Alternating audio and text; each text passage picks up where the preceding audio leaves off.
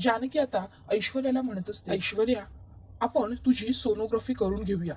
त्यावर ऐश्वर्या म्हणते, सोनोग्राफीची काय गरज आहे? त्यावर जानकी म्हणते, अगं असं काय करतेस? तू प्रेग्नंट आहेस ना, मग आपल्याला बाळ कसं आहे काय काळजी करून घ्यायला नको का? खात्री करायला हवी ना. त्यावर आई सुद्धा म्हणते, हो जानकी, जे बोलते ते बरोबर आहे ऐश्वर्या, तू तिचं ऐक. त्यावर लगेचच अवंतिका सुद्धा म्हणते, हो ना, म्हणजे काय खरं काय खोटं तेही कळून जाईल ना आपल्याला. त्यावर ऐश्वर्या म्हणते, काय म्हणालीस तू? काय खरं काय खोटं म्हणजे?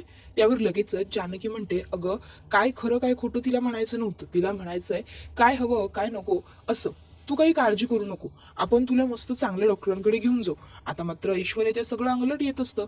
मग ऐश्वर्या लगेचच चक्कर आल्याचं नाटक करते. त्यावर जानकी ऐश्वर्याकडे येते आणि ऐश्वर्याला म्हणते, काय झालं ऐश्वर्या, बरं वाटत नाहीये का तुला? थकल्यासारखं होत आहे. त्याबरोबर लगेचच आता ऋषिकेश म्हणतो, तुम्ही दोघे एक काम करा, तिला तिच्या खोलीत घेऊन जा. मग अवंतिका आणि जानकी ऐश्वर्याला तिच्या रूम मध्ये घेऊन येतात. मग त्या ठिकाणी सुमित्रा येते. सुमित्रा ऐश्वर्याला विचारते, ऐश्वर्या बाळा कशी आहे तुझी तब्येत, ठीक आहेस ना तू? त्यावर ऐश्वर्या म्हणते, हो आई, पण मला अशी अचानक चक्कर का आली हो? तर इकडे जानकी मनात म्हणत असते, ही ऐश्वर्या खरोखर किती नाटकी करते. आणि मग ती म्हणते, अगं ऐश्वर्या तू प्रेग्नंट आहेस, प्रेग्नन्सीत चक्कर वगैरे बायकांना येतच असते. तर आजी लगेचच आई आता लगेचच म्हणायला लागते की, जानकी अगं जा, तिच्यासाठी जरा सरबत वगैरे काहीतरी घेऊन ये, म्हणजे ते प्यायल्यावर तिला बरं वाटेल. त्यावर जानकी म्हणते, हो आई, घेऊन येते ना मी सरबत. त्यावर आता लगेचच इकडे पुढे जानकी, तू जरा काळजी घेत जा तिची, तिला जरा चांगलं काही सांगत जा असंही ती म्हणते. तर आता ऐश्वर्या म्हणते, जाऊ देत नाही, माझ्यासाठी उगाच त्यांना कशाला त्रास. सुमित्रा म्हणते, अगं असं काय करतेस ऐश्वर्या, त्रास कसला त्यात, जावा आहेत ना त्या तुझी काळजी घेतीलच काय जानकी. त्यावर जानकी म्हणते, हो आई, तुम्ही काही काळजी करू नका, आम्ही ऐश्वर्याची अगदी व्यवस्थित काळजी घेतो आणि मी आपल्या डॉक्टरांची अपॉइंटमेंट सुद्धा घेते ऐश्वर्यासाठी. त्यावर ऐश्वर्या पटकन म्हणते, नाही नको. त्याबरोबर जानकी म्हणते, अगं ऐश्वर्या प्रेग्नंट आहेस ना तू, मग टेस्ट करायला नको कशी म्हणतेस? त्यावर ऐश्वर्या म्हणते, आई हो, मी टेस्ट करायला नको असं नाही म्हटलं, मी असं म्हणत होते की डॉक्टर हे नको, मी माझ्या डॉक्टरांकडे जाईन.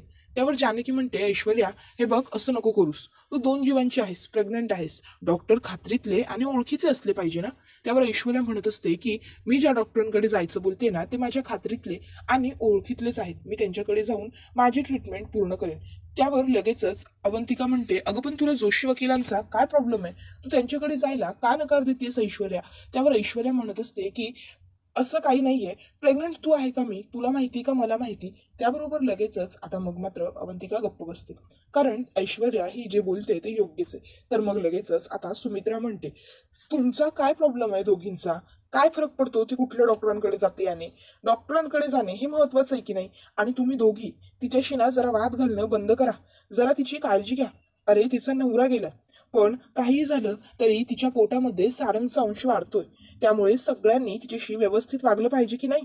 आ जानकी, अगं तू तू मोठी जाऊ आहेस ना, तू काळजी घे जरा तिची. अवंतिका तू सुद्धा काळजी घे तिची, तिच्यासाठी जा काहीतरी खायला घेऊन या, सरबत घेऊन या. त्यावर अवंतिकाला राग येतो, अवंतिका रागारागात तिकडनं निघून जाते. तर जानकी मात्र आता खोलीच्या दारात गुपचूप उभी राहते आणि मनात म्हणत असते, याचा अर्थ सारंग भाऊजी आणि आई यांच्यात काहीच बदल बोलणं नाही झालेलं, नाहीतर आई एवढ्या वाईट आमच्याशी वागल्या नसत्या. तर इकडे आता अवंतिका रूम मध्ये आलेली असते. सौमित्र तिला विचारतो, काय झालं?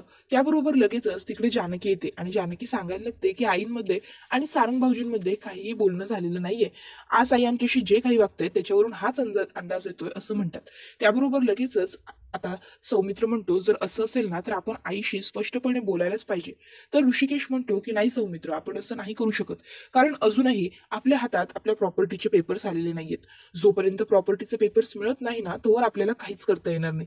त्याबरोबर आता ऋषिकेश म्हणतो, तुम्ही काही काळजी करू नका, आता त्या ऐश्वर्याला जर धडा शिकवायचा आहे ना तर तो मी तिला माझ्या पद्धतीने शिकवतो, बघाच तुम्ही. त्याबरोबर आपण पाहतो की इकडे सारंग हा पावसा पाण्यातनं भिजून त्याच्या ज्या ठिकाणी तो राहतोय त्या जेलच्या ठिकाणी आलेला असतो.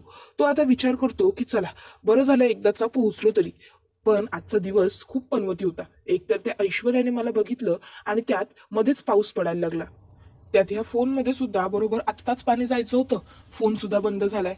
दादा, ओ दादा, अरे बापरे, इथं कोण बी नाही बहुतेक, आता काय करायचं? म्हणलं होतं इथं येऊन तरी दादाला फोन करायला होईल. बरं जाऊ दे, पहिली कापडं बदलतो, मग बघतोय पुण्यांदा चालू होतोय का फोन. आणि मग सारंग तिकडनं चेंज करण्यासाठी निघून जातो. तर इकडे ऐश्वर्या खोलीत येरझाऱ्या घालत असते. मनात म्हणत असते की आज चेकअप आणि सोनोग्राफी जरी मी माझ्या बाजूने वळवून घेतली असली तरी जानकी हे सगळं मुद्दाम करते हे मला कळून चुकलंय. हे सगळं आता माझ्या चंगलट यायला नको. इतक्यात तिकडे ऋषिकेश येतो.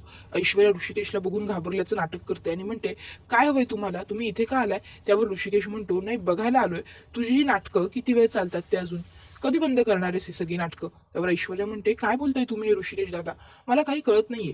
ऋषिकेश लगेचच ऐश्वर्याकडे येतो, तिचा एक हात घट्ट धरतो आणि तिला म्हणतो, हे बघ ऐश्वर्या, नाटकं करू नकोस. अजूनही मी तुला एकांतात विचारतोय, सगळ्यांच्या समोर तुझी धिंड काढत नाहीये. मला नीट सांग की तू प्रॉपर्टीचे पेपर्स कुठे ठेवलेस? हे बघ, मला उगाचच्या उगाच नाटकबाजी नकोय तुझी. तुझी ही सगळी नाटक नौटंकी जी आहे ना, त्याच्यावरती माझी सरळ साधी आई विश्वास ठेवेल, मी नाही या. त्यावर ऐश्वर्या म्हणते, अहो काय बोलताय तुम्ही हे भाऊजी, मला काही कळतच नाहीये नेमकं तुमचं काय चाललंय ते. त्याबरोबर ऋषिकेश तिला सांगतो, हे बघ, मला 24 तासाच्या आत प्रॉपर्टीचे पेपर्स हवेत आणि जर 24 तासात मला प्रॉपर्टीचे पेपर्स नाही मिळाले ना ऐश्वर्या, तर यावेळेस लक्षात ठेव, गाठ माझ्याशी आहे. हा, आता एवढं बोलून ऋषिकेश तिकडनं रागारागात निघून जातो. ऐश्वर्याने आता हे सगळं रेकॉर्ड करून घेतलेलं असतं. ती म्हणत असते, संधीचं सोनं कसं करायचं ना, हे ऐश्वर्याकडूनच शिकलं पाहिजे. त्यानंतर आता ऐश्वर्या ही खूपच जास्त खुश असते. तर पुढे आपण पाहतो की आता ऐश्वर्या ह्याचा उपयोग करून घ्यायचा असं ठरवते. तर दुसरीकडे आता सुमित्रा ही जानकी आणि अवंतिका यांना ओरडत असते. ती म्हणत असते, जेवणाची सगळी तयारी झाली आहे, मग एक काम करा, ऐश्वर्याला तिचं ताट वरतीच देत जा. आता ती प्रेग्नेंट आहे, तिला जास्त चढ उचर करायला लावू नका, दमेल ती. इतक्यात तिकडे ऐश्वर्या येते आणि म्हणते, नाही आई नको, उगाच माझी काळजी घ्यायला तुम्ही यांना सांगू नका, यांना फक्त प्रॉपर्टी हवी आहे. त्यावर जानकी म्हणते, अगं काय बोलतेस तू ऐश्वर्या, आणि असं अचानक येऊन का काहीतरी बडबडतेस? त्यावर ऐश्वर्या म्हणते, जानकी प्लीज ग, नको इतकी खोटी नाटकं करूस. का असं वागता तुम्ही माझ्या बरोबर? आईंसमोर एक, माझ्यासमोर एक, नको ना प्लीज. तुला काय तुझा नवरा बोललेला नाहीये का की मुद्दामून असं वागतेस माझ्याशी? आज ऋषिकेश दादा माझ्या खोलीत आले होते आणि मला धमकावत होते ते की त्यांना सारंगच्या वाटणीची सगळी प्रॉपर्टी सुद्धा हवी आहे म्हणून. आला होतात की नाही ऋषिकेश दादा तुम्ही आज माझ्या खोलीत, आणि मला म्हणालात की नाही प्रॉपर्टीचे पेपर्स मला दे, नाहीतर बघ म्हणून 24 तासाच्या आत. त्याबरोबर लगेचच आता ऐश्वर्या समोर ऋषिकेश म्हणतो, नाही मी असं काही नाही म्हणालेलो आई. त्यावर लगेचच ऐश्वर्या म्हणते, मला माहिती होतं तुम्ही अचानक असं नाहीच म्हणाल, म्हणून मी आज पुरावा घेऊन आली. एक मिनिट आई. आणि मग लगेचच आता ऐश्वर्या तिने जी ऑडिओ क्लिप बनवलेली असते ती सगळ्यांना दाखवते.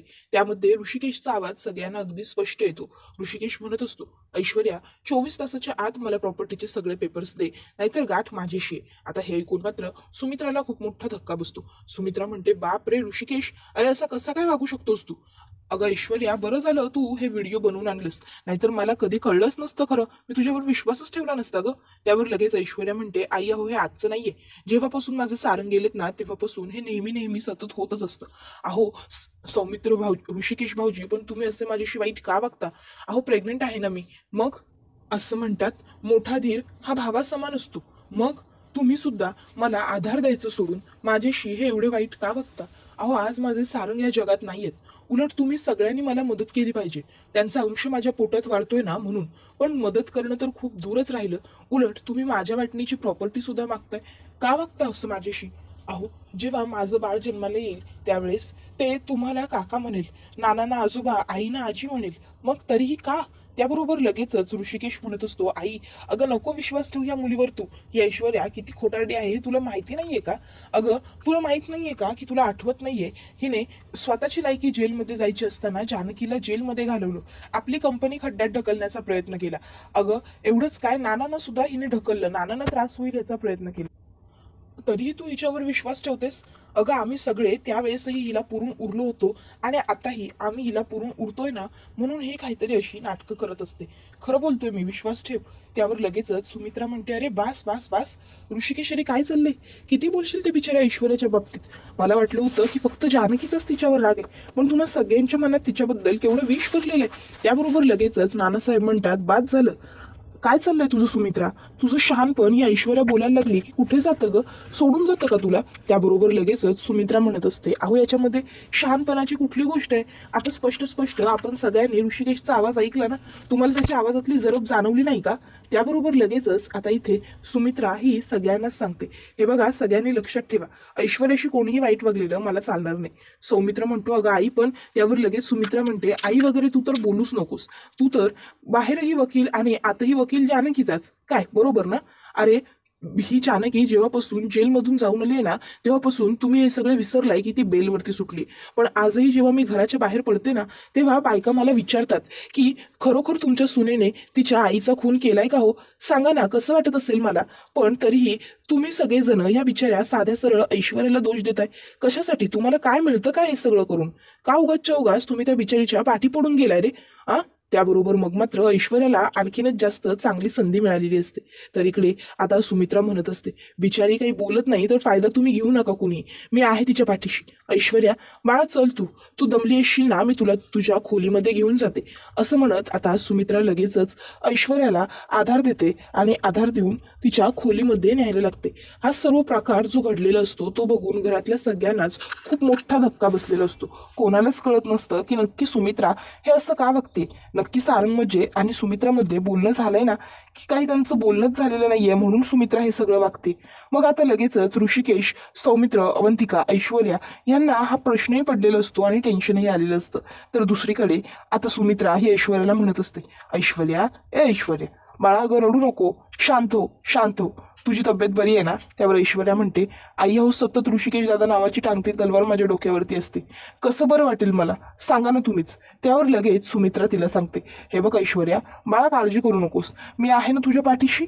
आ हे बघ, एक गोष्ट कायम लक्षात ठेवायची, अख्खं घर जरी तुझ्या विरोधात गेलं ना, तरीही मी आहे, मी कायम तुझ्याच बाजूने ऐश्वर्या.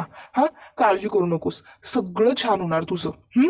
त्याबरोबर ऐश्वर्या मनातल्या मनात म्हणत असते की येस ऋषिकेश, जानकी, तुम्हाला काय वाटलं तुम्ही मला पुरून उराल, पण मी असं काही होऊ देणार नाहीये.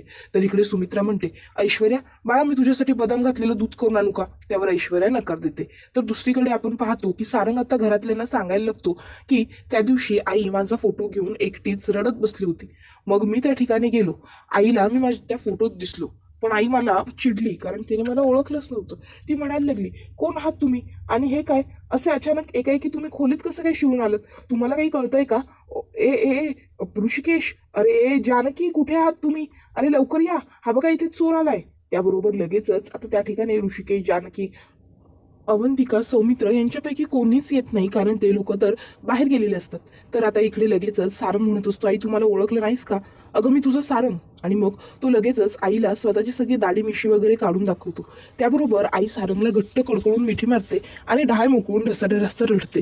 बाळा तू कसा आहे चौकशी करते. त्याबरोबर पुढे आता तो सांगतो, आणि मग मी आईला सगळं खरं सांगितलं ऐश्वर्याबद्दल.